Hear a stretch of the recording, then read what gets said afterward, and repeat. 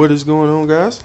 Trey coming back at your screen by means of the World Wide Web with the prize highlights for the Roving Rescue mob raid event. So let's go ahead and get into it here. First, we have our legendary Palavor. This guy is straight up ugly. There's just no other way to describe this guy. He is just horrid, ugly, just disgusting looking. But besides that, this guy is actually a pretty decent fighter. So his stats are right here. They are not edged. So he has 10,962 HP, 12,541 attack, 6,696 defense, 1,595 wisdom, and 2,120 agility. Purge all elite, new skill of course, attack base with a cooldown of 2. In a time of need, what went down must come up. So as soon as I read it, if you watched my first impressions video, I just knew it was going to be him regurgitating some nonsense. So ugly guy, ugly skill, but statistically he seems to be very powerful. We're just going to have to wait and see the multiplier to see what this guy is really about, see if he's really powerful or not. So it's a natural skill, it's not a double skill. The DNA seem to be on a double skill rage as of late, but Palavor is a champ. I forgot to bring that out right at the outset. He is a champ. What element we won't really know till he's released. I'm not sure. At least I don't remember if they're releasing pieces of him for like reaching a certain amount of points during the event. I didn't really pay attention to it. But at this point, I personally do not know what element he is. I just know that he is a champ. Moving on to our primacy prize for the first half of the event, we have Oracle here, who was our Gera recolor. An uglier looking version if you ask me. But that is of no importance. To break down what this guy is all about, he is a fire warlock. So to get his stats off of the edge, 2,333 HP, 5,426 attack, 1,184 defense, 5,153 wisdom, and 1,570 agility for a total stat base of a number that I forgot to take note of. What an idiot I am.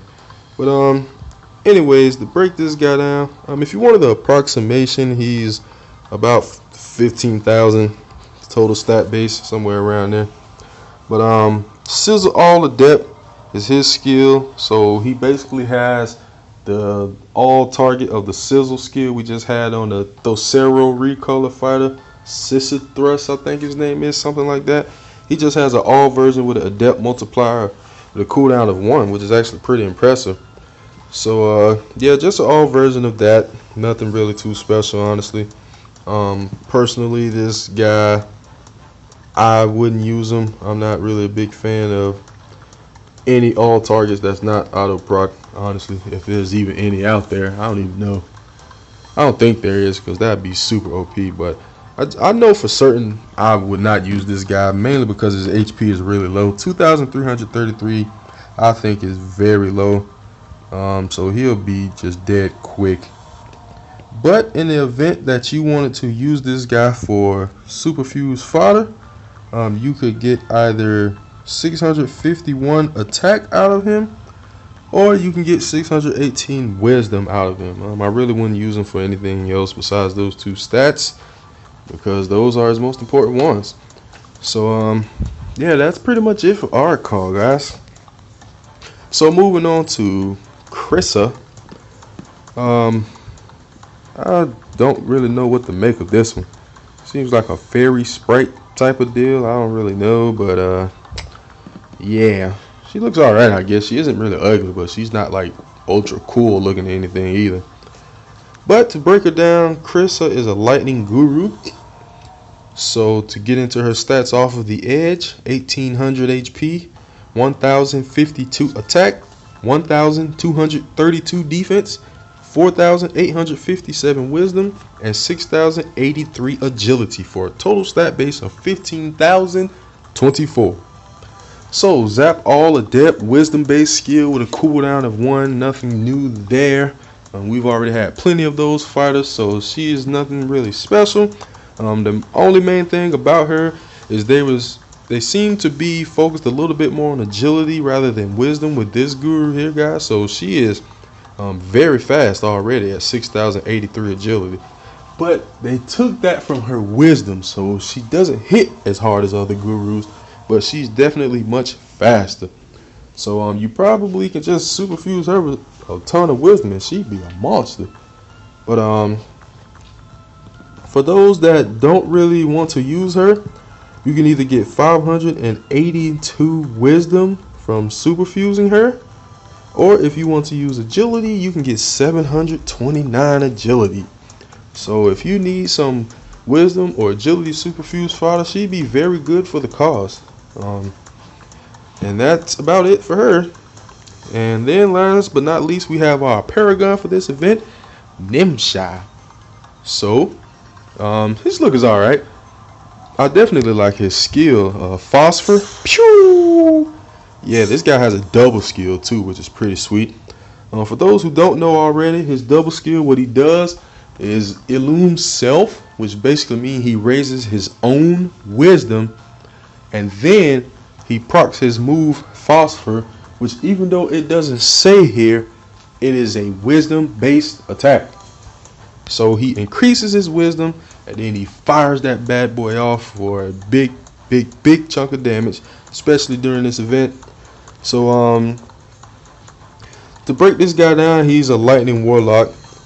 Stats off of the edge: 4,257 HP, 5,971 attack, which is a lot of attack for a paragon. I don't think we've ever seen that much attack on one of the paragons yet. 1,302 defense, 3,817 wisdom, and 1,728 agility. So yeah, as I just explained, this guy can increase his own wisdom, so that's why I'm guessing his wisdom is so much lower than his attack, because he has that skill that he can just increase his wisdom and then use a wisdom based move.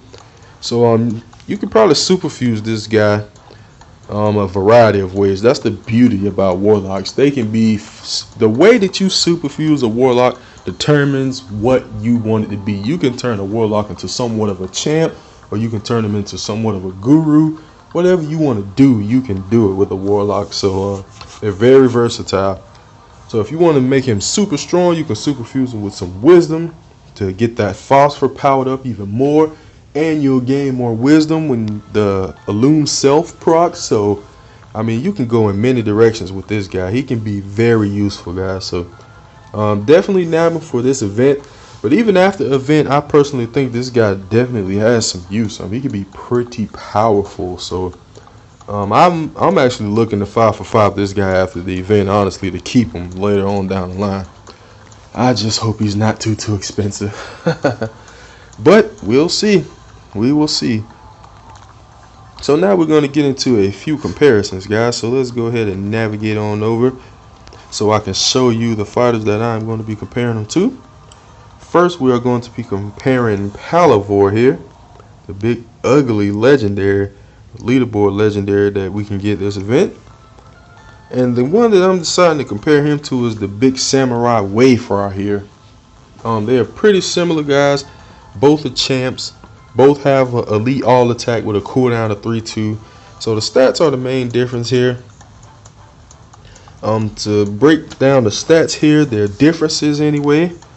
Palavor, 468 more HP, 306 more attack, 392 more wisdom, and 663 more agility, while Wayfar has 1,798 more defense.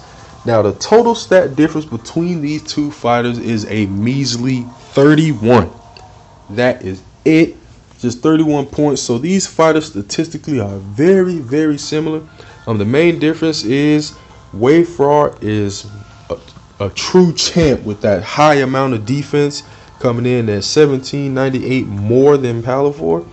But the rest of the stats go to Palavor by just a pinch. I mean, 300 more attack, 400 more HP, things of that nature. So they kind of sprinkled Palavor with a bunch of the other stats besides defense, while Wayfar is just a big tank of a guy. So he can definitely take a lot more damage by having that higher defense. Palavor has a little bit more HP, but not enough to make up for the defense that Wayfar has. So Samurai is definitely more tankier, but Palivore is taking every other statistic. The main deciding factor here, guys, of course, is going to be our multiplier. We don't know what Palivore's is yet. Wayfar is a guy that likes to hit harder on the sides rather than the middle fighter. So we can wait and see what Palivore's multiplier is going to be on his cooldown skill. And if it's nice and powerful, then this guy is probably going to take the cake. May want to super fuse him, Palivore, in a way with either attack to power up his skill or HP to increase his tankiness. He's pretty fast though. 2120 agility. That's a nice amount of agility for a champ. So you can take this guy in a lot of directions as well, guys. Whatever you want to do with Palivore, but Wayfar was the closest comparison I could find to him. Now next we usually compare Aricall, but I didn't want to compare him because to my knowledge he's the first with the Sizzle All skill, which is a double skill. So these double skills is just nothing really too similar. Not double skill, what am I thinking about? Aricall does not have a double skill. His Sizzle All skill is what I mean. Nothing else has that Sizzle All that's able to proc some random type of move, shock, and all types of other stuff. Pyro, I think, can proc. Just a bunch of different stuff that can proc. So no other fighter has that, so we're just going to leave that alone for now. The next fighter we're going to be comparing is Krishna, and I decided to compare her to Kirkabita here, one of the older fighters we got back in Siege Event 6, I believe it was. So Kirkabita and Krishna, both lightning gurus, both zap all adept with a cooldown of 3-1. So once again, it basically comes down to raw statistics here, guys. And to get the differences going here, Kirkabita 183 more HP, 340 more attack, 850 more wisdom, while Krishna has 334 more defense and 648 more agility.